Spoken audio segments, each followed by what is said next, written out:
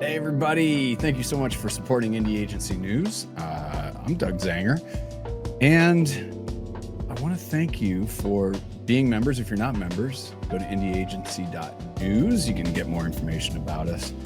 And another thing you can get more information about is our preferred partners. So these aren't what you would call random sponsors. So these are companies that have definitely proven that they've worked with independent agencies. They've proven that they've helped indies win. And specifically for us, we always want our preferred partners to work with existing Indie Agency News members. So I want to talk a little bit about our good friends at Path Labs.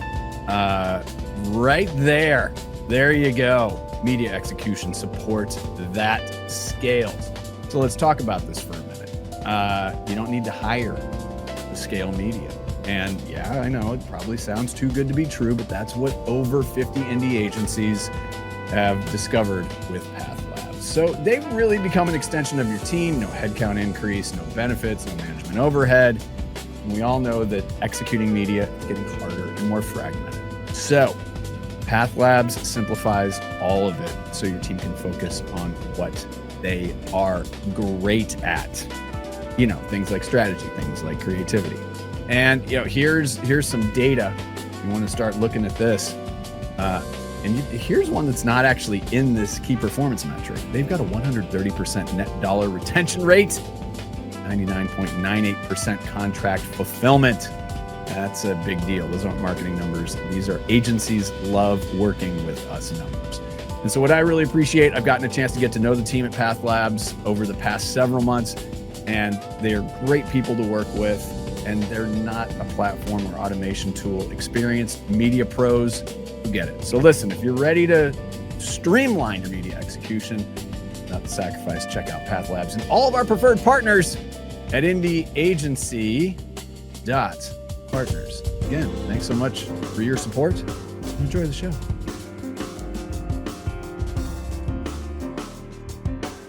Hello, everybody. Thank you so much for your support of Indie Agency News. And let's meet an indie agency. Y'all are in LA, right? Everybody's in, well, LA. No, you're not. No, we're all over the place. Well, that's what I thought. So we're everywhere. All right, just go around the horn. Sure. Chelsea in LA. Yeah. Lori, where are you? Yeah, Chelsea's in LA. I'm in Chicago. And then I am in Philadelphia. Oh, that's right. Yeah, I'm in Philadelphia. Yeah, and in New York. I split places. I'm back and forth. That John's tight. Y'all don't know nothing about that John. That John. That's right. That's right. That's the first time I've ever said John out of my mouth, though. I'm a New Yorker by heart, so I don't really. It's all right. You know what? We forgive you. We forgive you. We got that out of the way, and that's fine. So it's all good. It's all good. Well, cool. Well, first of all, thanks so much for supporting the mission and being members. And I want to start with this. Just give us a little bit of the background of the agency. Just give us like a little bit of a snapshot of how this whole thing got kicking. Yeah, Paul, why don't you tell the story really well, and I'll kind of chime in and take it, but I feel like you have a really good take on how you tell the story. Yeah, no worries. So we were all part of a larger agency and a holding company at one point, at an agency for a holding company at one point in time. And as things have it, you know, we all went our separate ways, in some cases forced, in some cases out on our own, on ourselves. But we really just linked up afterwards and sort of just were kicking around ideas of stuff to do. And Chalcea had founded this boutique agency and was talking to myself and Lori about it. We, you know, at the time, she also said, hey, look, you know, we've been doing this for 16 plus years, right? Like, hey, I don't want you to jump into anything, but if something comes up and you guys want to be a part of something, I'm doing something now, let me know. So 3 or 4 months went by. My situation just kind of opened up, and then Lori's opened up. And then miraculously, Lori and I got a project. Chalcea called us up on something differently, and we said, hey, are you ready to partner up and do this thing. And we kind of floated under the radar for about 8 months. And then Lori was able to work with a indie agency of her own and brought in a Super Bowl spot. And it was really awesome. She did an awesome job on it. It was for GoDaddy. And she signed Walton Goggins. And then we were just like, hey, what's a better time to announce Abalone Partners than a Super Bowl spot? So we kind of soft launched it, and here we are today. Yeah. And so the GoDaddy thing, that was also, was that Quality Meats? Quality Meats. They're awesome. Yeah, Oh we're a partner to Quality Meats. Aren't That's they? We got brought in. Yeah. And then worked on and signed and secured Walton for a very cool campaign.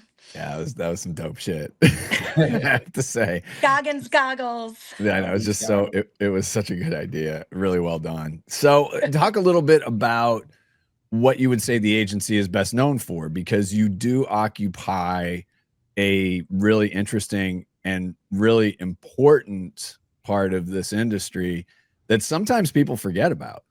True. Well, I would say, first off, Abalone is proudly independent, women-owned, a certified minority business enterprise, and we bridge the worlds of brands and culture together in a very specialized way. Our subject matter expertise focuses on a few different areas, one being signing, negotiating, and casting celebrity and high-profile talent for brands and agencies. And that is very broadly, encompassing anybody from a celebrity as you know them, in film and TV, to creators, influencers, athletes, musicians, gamers, chefs, experts, any high profile talent that a brand may engage in. And we also do music and IP licensing and entertainment partnerships. So that could be licensing a track, licensing rights to music character, film or TV footage, or tour sponsorship. And we are known for being trusted advisors, like a secret weapon, to help clients navigate this often high pressure, high profile, high stakes, high anxiety world, and navigate these waters, avoid the many pitfalls that can happen, which we know of, and reduce risk financially, contractually, and otherwise. And really our mission is to help clients get the right talent at the right price for the right contract terms. Yeah. So that is kind of summing up what we are known for.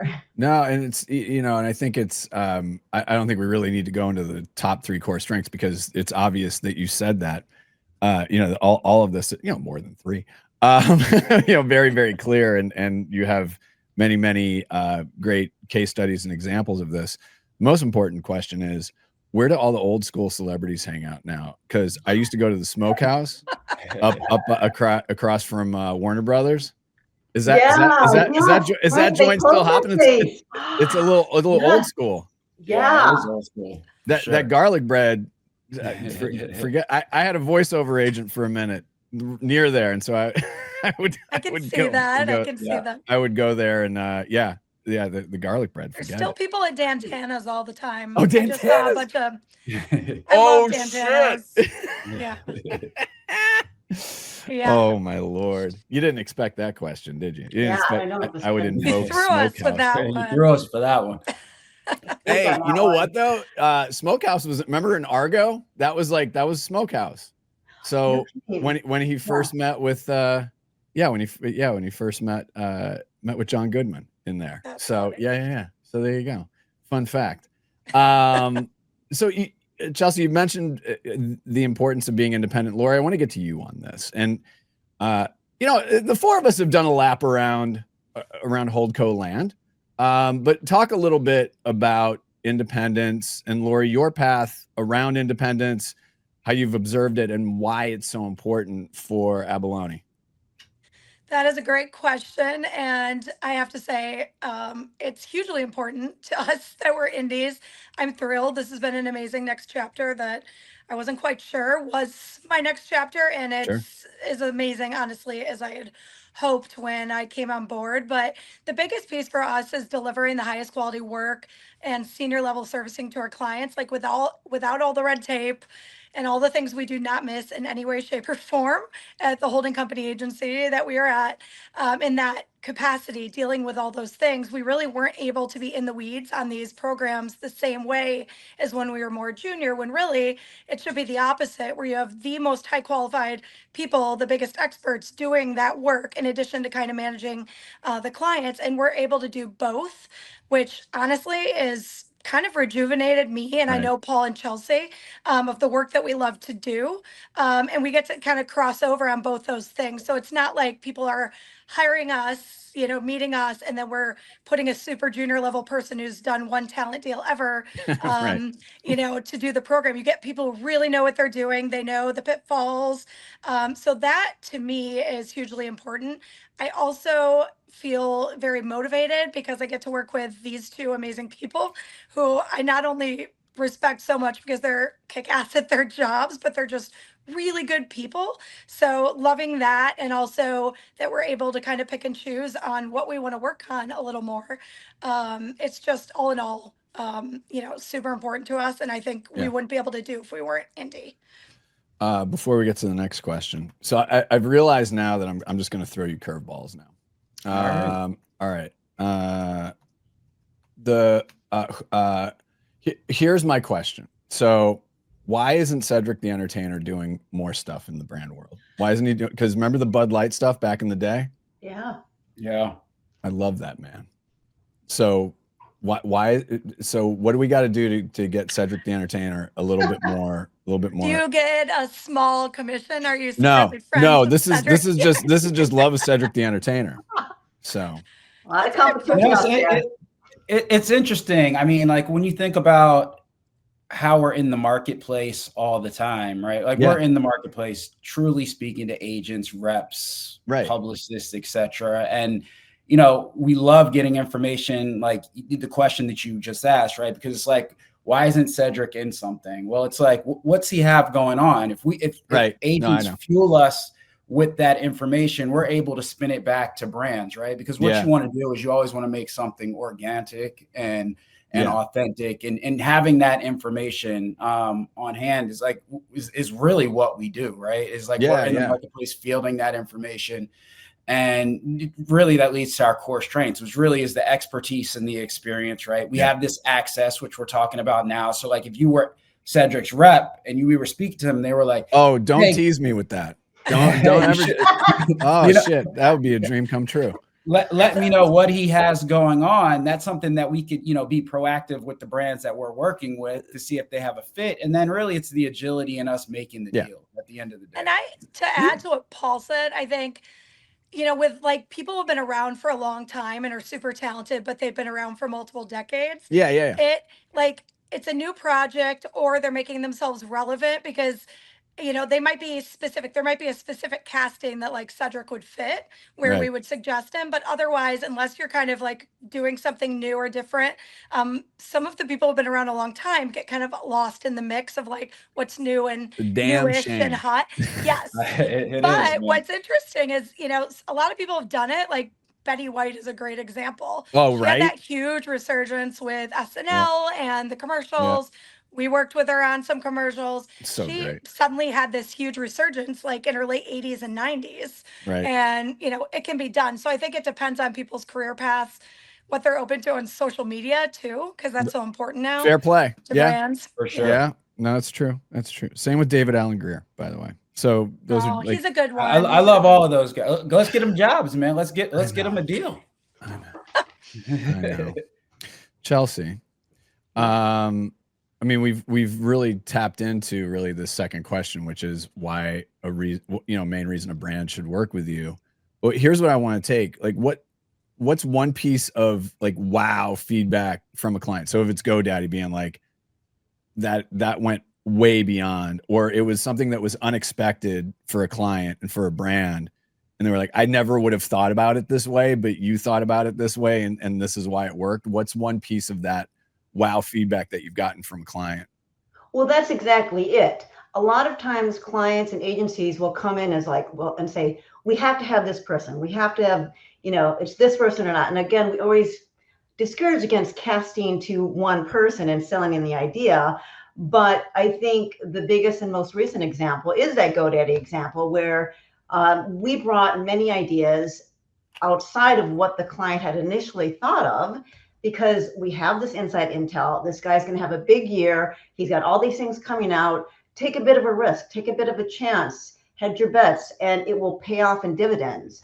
So coming up with the unexpected and knowing the inside track of who's just on the cusp, who's the next Brad Pitt, who's going to be having a huge year, those kind of things that you can't Google or ask ChatGPT about, I think is one of the key things that we bring to the party in terms of unexpected and exponential rewards, and not picking the same people over and over again. Lori, I mean, you worked on this very closely. You can feel free to add to that.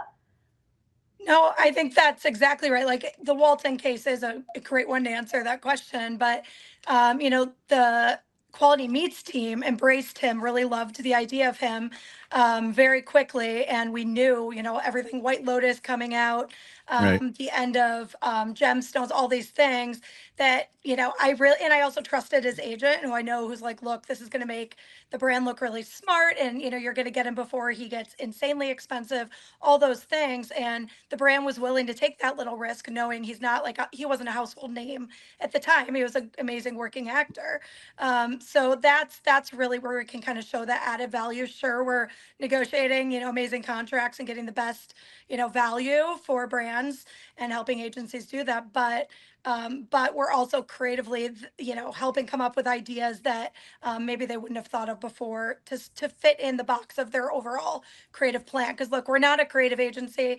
We don't compete with the other indies this way. We're very specific, but we can really bring that expertise to the table, which I do think that's probably the biggest compliment we get from our clients usually. Haven't we all agreed that Glenn Powell is the next Brad Pitt? Yeah. I don't know if I'd say Brad Pitt. I don't know. Chalcea, boy. All right. I touched a nerve there.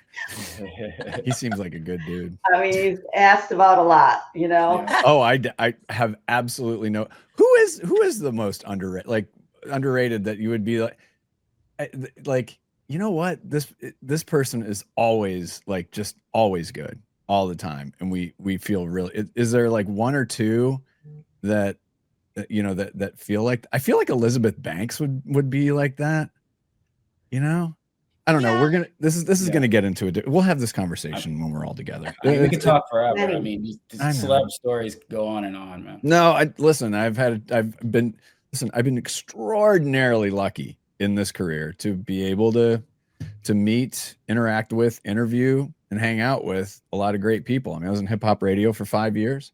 Here's the one. I was telling somebody this.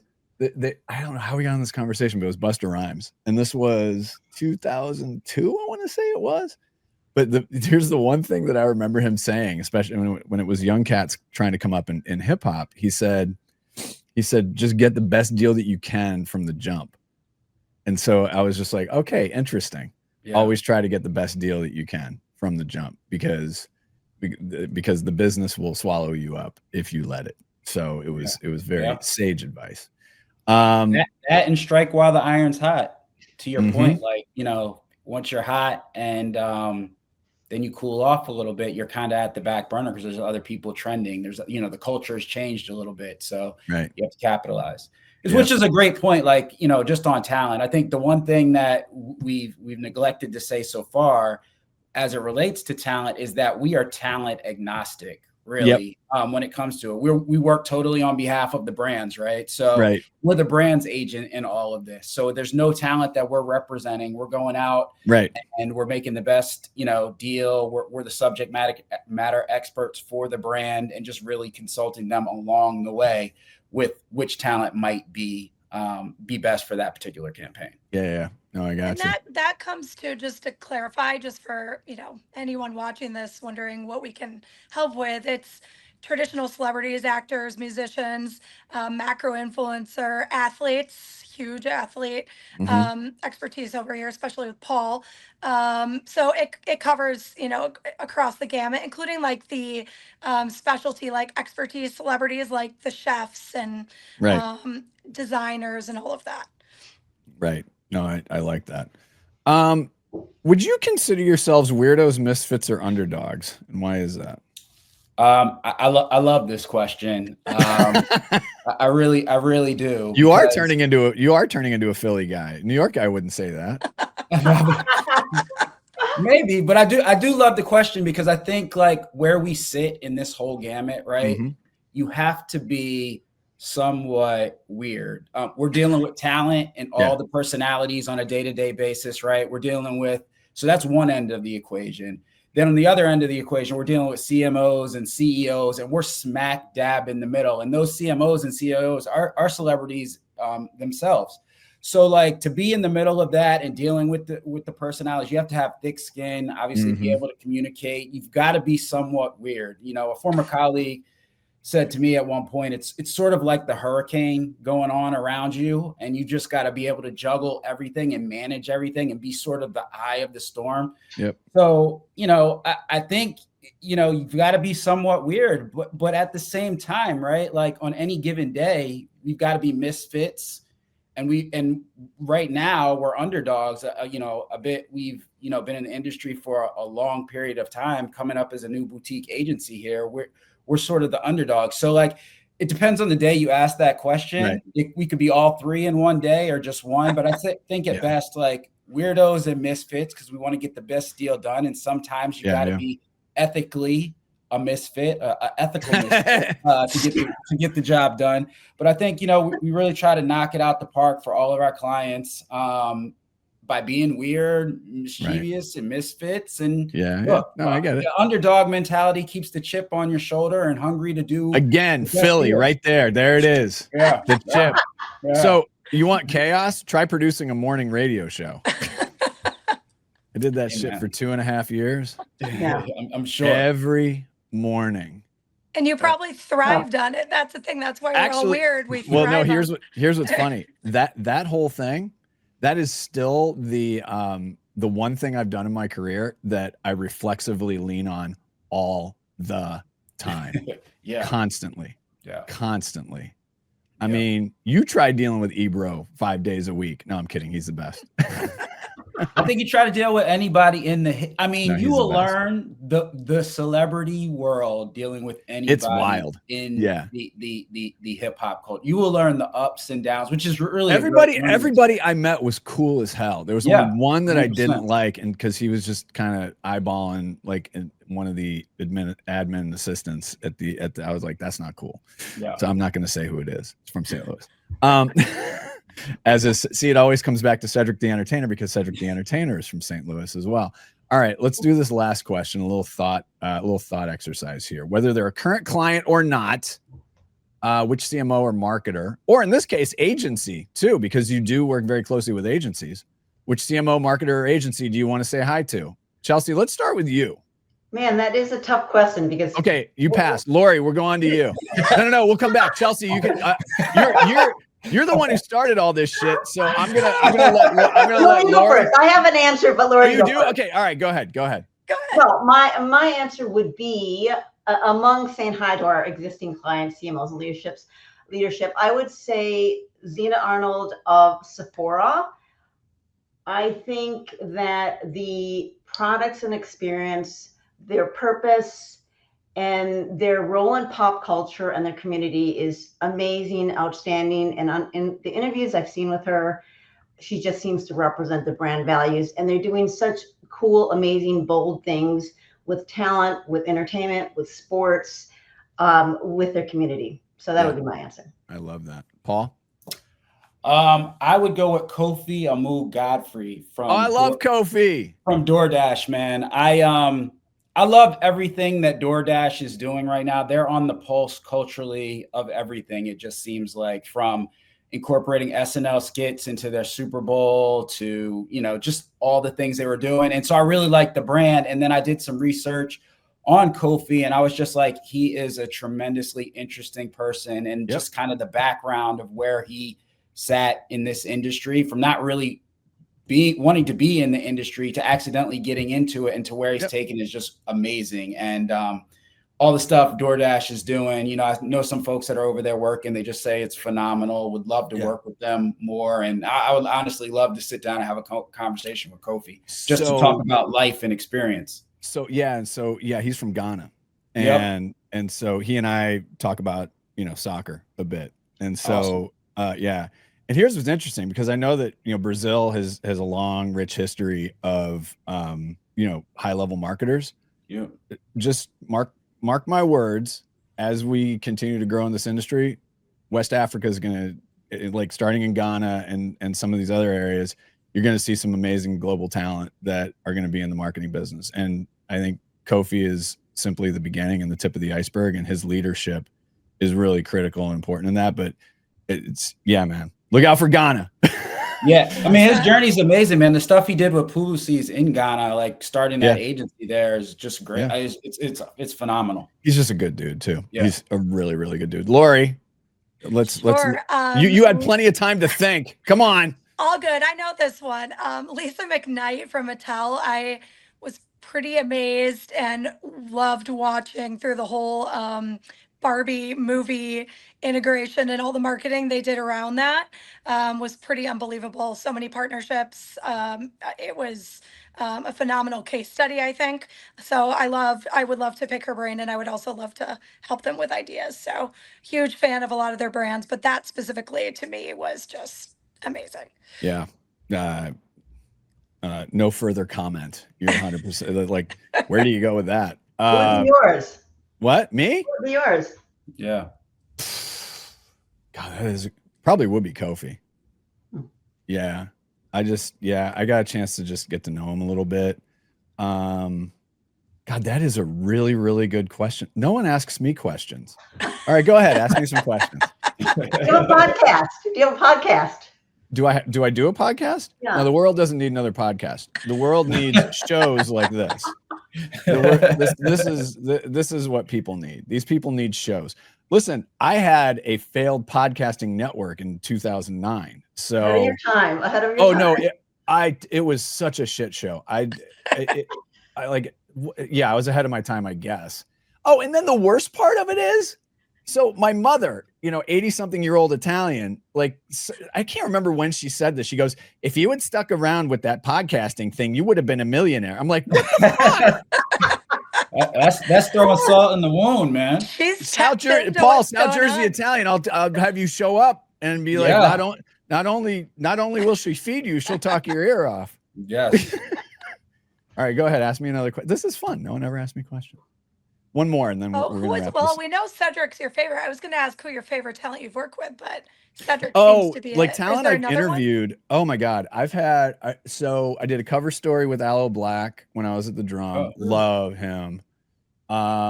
Sue George from Brazil did a story on him. I think the biggest one though is I got to cover the NFL's 100th anniversary spot, and so I was on set. I was on set for 3 days. And so, I mean, meet all these cats. I actually helped Jim Brown out of his seat. Rest in peace. Yeah. I helped Franco Harris and I are both from South Jersey, and he and I were chopping it up for 10 minutes. Rest in peace to him. Franco is one of the best, man. I had the privilege to go to a Penn State game with him for an AT&T project I was on, and he was like, took me to hang out with his wife to their tailgate, man. He's a real true dude, man. Yeah. Christian McCaffrey is a gentleman, as is Aaron Donald. The two people that gave me the most shit were let me guess. Larry Fitzgerald and Marshawn Lynch. Oh no, listen, that's my guy. You want if you said you want to be Cedric's assistant, I'd be Marshawn's assistant. When he was talking to Richard Sherman on the sideline talking about Thanksgiving, I could listen to him all day. Dude. I could listen to him all day, but it was Brian Urlacher. Oh, okay. I was gonna say we could talk offline about all my Marchand store. So I did all the Skittles work with him, and we went. Did you do that Scotland thing? You did that Scotland shit? Yes, I was there in Scotland. And that's a story we could talk about for days. He's the most amazing guy. His team is amazing. Really is. I really enjoyed working with him. Skittles brand loved working with him. He's really great. By the way, tell Skittles to get that spicy flavor back. That was nice. They had one that had like a little heat in it. Skittles heat. Yeah. I don't see it around here. Yeah, I think it was just. Where the hell are we going with this conversation? I don't know. All right, listen. I love you all. Thank you so much for supporting the mission. You do great work. Just keep on keeping on. Awesome. Thank you. Thank you.